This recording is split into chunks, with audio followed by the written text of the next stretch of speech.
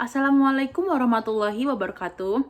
Perkenalkan, nama saya Yaswa Bima Aulia Maharani dengan NIM akhir 110. Pada kesempatan kali ini, saya akan membahas salah satu persoalan yang sering terjadi di masyarakat, yaitu konflik agraria.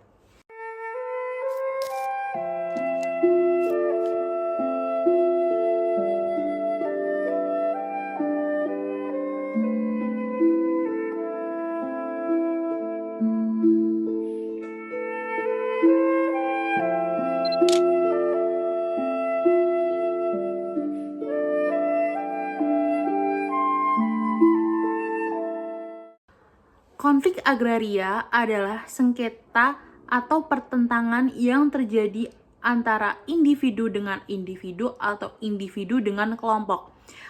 Konflik ini biasanya timbul karena ketidaksesuaian data kepemilikan tanah atau warisan tidak jelas, kesalahan batas lahan, atau lemahnya administrasi pertanahan di tingkat desa.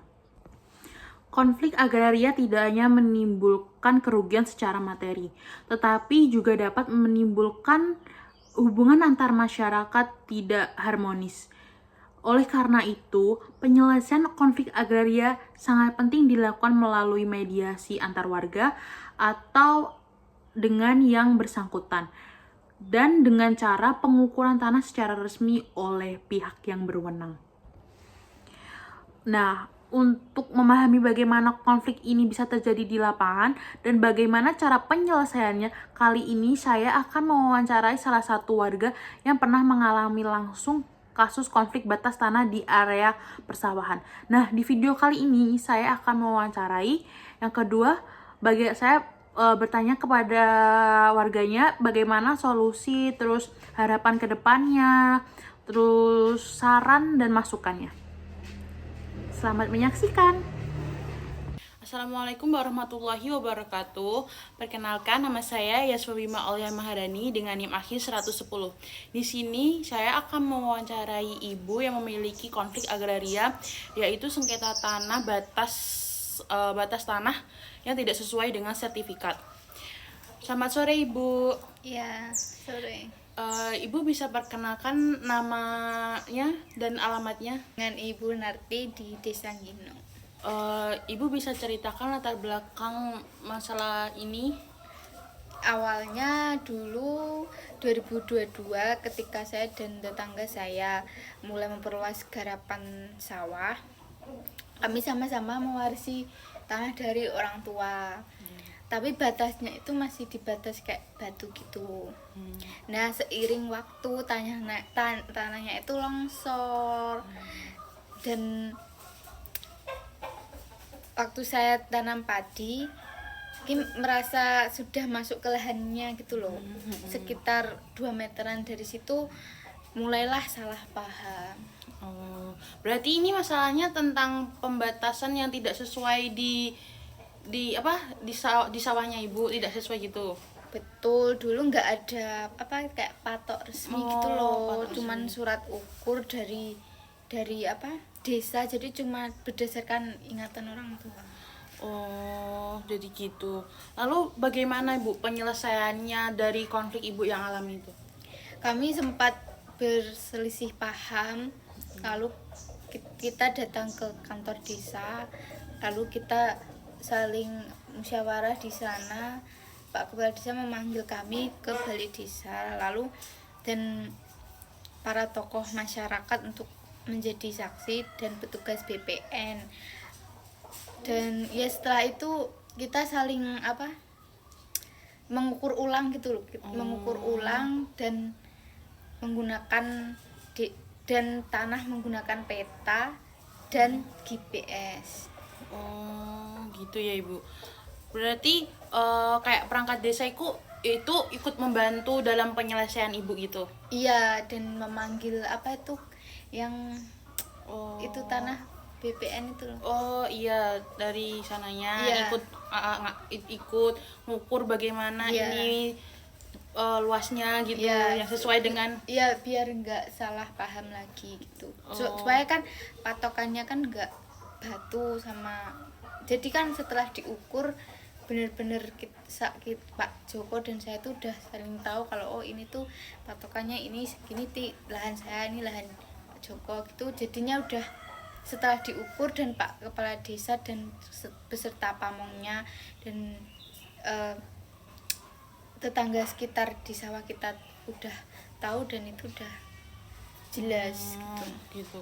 Terus sekarang bagaimana hubungan ibu dengan Pak Joko setelah itu? Alhamdulillah udah baik, dan ya udah baik setelah pengukuran itu karena udah sama-sama jelas batas tanahnya saya dengan tetangga saya di mana dan di mana. Gitu. Terus ini luar biasa ya teman-teman, penyelesaiannya dengan mediasi, terus dibantu sama perangkat desa juga gercep untuk menangani kasus ibunya. Menurut ibu, apa langkah yang sebaiknya dilakukan supaya kejadian seperti ini tidak diulangi lagi? Kalau menurut saya itu pentingnya itu penegasan batas tanah sejak awal. Terus setiap warga harus punya dokumen yang jelas-jelas baik. Dokumennya itu kayak sertifikat gitu, ya tertulis dan ya ada materai atau apa gitu biar jelas di mana letak itu, biar nggak selisih paham.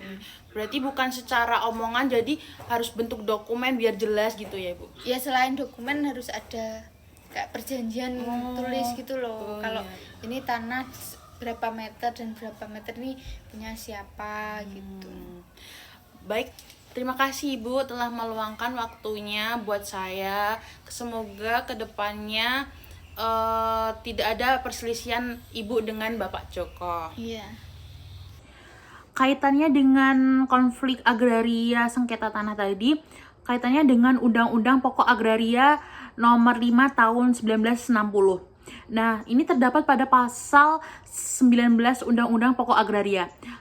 Bunyi dari Undang-Undang Pokok Agraria ini untuk menjamin kepastian hukum oleh pemerintah diadakannya pendaftaran tanah di seluruh wilayah Republik Indonesia. Jadi ketidakjelasan batas tanah seperti yang terjadi pada kasus ini terjadi karena belum adanya pendaftaran tanah secara resmi. Maka masyarakat disarankan untuk melakukan pengukuran dan sertifikat tanah melalui BPN guna menghindari pelanggaran batas hak milik di masa mendatang. Dari hasil wawancara ini dapat disarankan agar masyarakat lebih protektif dalam menjaga kejelasan batas tanah mereka sejak awal, bukan dari bentuk omongan saja, seharusnya dalam bentuk tertulis agar lebih jelas ke depannya. Pengukuran resmi bersama pihak desa atau Badan Pertanahan Nasional atau disebut BPN sangat penting untuk mencegah kesalahpahaman.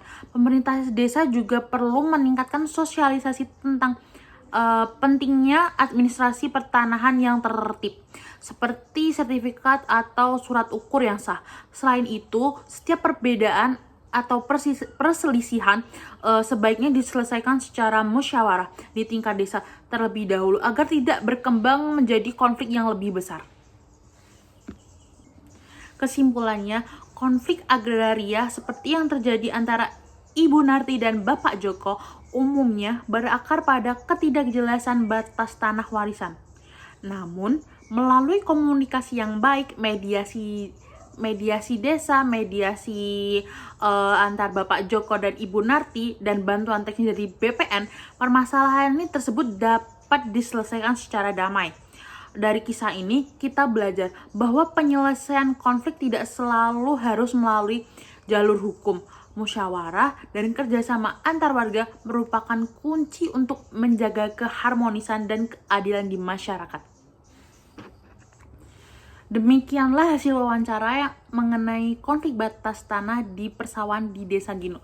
Semoga kisah ini menjadi pelajaran bagi kita semua tentang pentingnya tertib administrasi pertanahan dan menjunjung tinggi nilai gotong royong serta toleransi.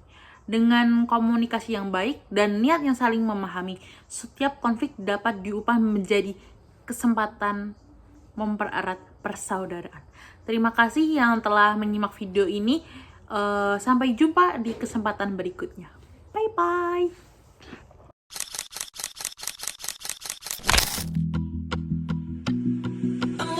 She was just a girl